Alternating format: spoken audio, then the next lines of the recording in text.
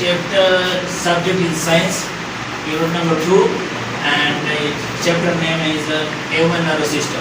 और आज this ये topic दिए हैं human nervous system. First of all, what is a nervous system? Nervous system coordinates and regulates all the body function.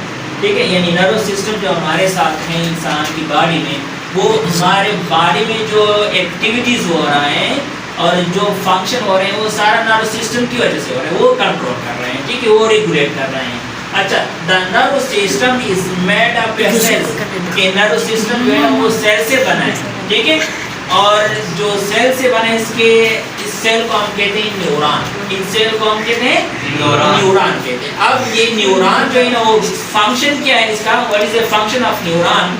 ये conduct message in the form of electrical signals is called nerve impulse. यानी ये message लेके जाता है neuron. कौन लेके जाता है? न्यूरॉन एक मैसेज लेके जाता है किसकी शक्ल में? इलेक्ट्रिकल शक्ल में, जिसे हम इम्पल्स कहते हैं, नर्व इम्पल्स कहते हैं. यानी ये जो मैसेज लेके जाता है रिसेप्टर से नर्व ब्रेन तक, सेंट्रल नर्व सिस्टम तक लेके जाता है इन the form of nerve impulse. इसको हम नर्व इम्पल्स कहते हैं, ठीक है. अब हमारे साथ टाइप्स ऑफ न्यूरॉन. न्यूरॉन कितने टाइप्स हैं? कितने? हमारे पास there are 3 types of neuron. हमारे पास वो 3 types neuron. First of all है सेंसरी न्यूरॉन. ये क्या कर रहे हैं? ये ट्रांसमिट नर्व इम्पल्स.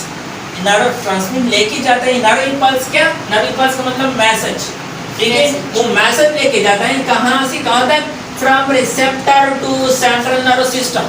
रिसेप्टर से लेके जाता है. Receptor, what is a receptor? Receptor is a sense organ. जो हमारे साथ सेंस ऑर्गन है, आइस, नोज, ठीक है, स्किन्स, ये हमारे साथ टेस्ट, ये हमारे साथ रिसेप्टर्स है. इनसे मैसेज लेके जाता है कहाँ तक? Central nerve system. Central nerve system में ब्रेन, ठीक है, वहाँ तक लेके जाता है. और ये फर्स्ट न्यूरॉन है जिसे हम सेंसरी न्यूरॉन कहते हैं. सेकंड वन न्यूरॉन जो है ना हमारे साथ, वो मोटर न्यूरॉन है. मोटर न्यूरॉन है, वो क्या कहते हैं? Transmit nerve impulse. मैसेज लेके जाता है, इम्पल्स लेके जाता है कहाँ से? सेंट्रल नर्व सिस्टम ब्रेन से लेके जाता है कहाँ तक? इफेक्टर तक.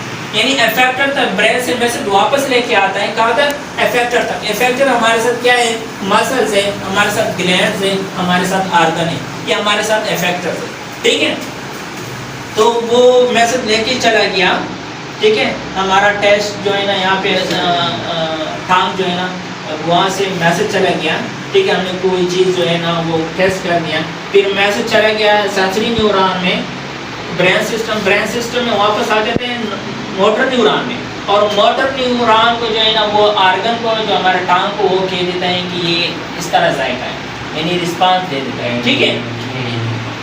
तो मतलब सेंट्रल नर्व सिस्टम से इफेक्टर तक आ जाते हैं वापस, ठीक है.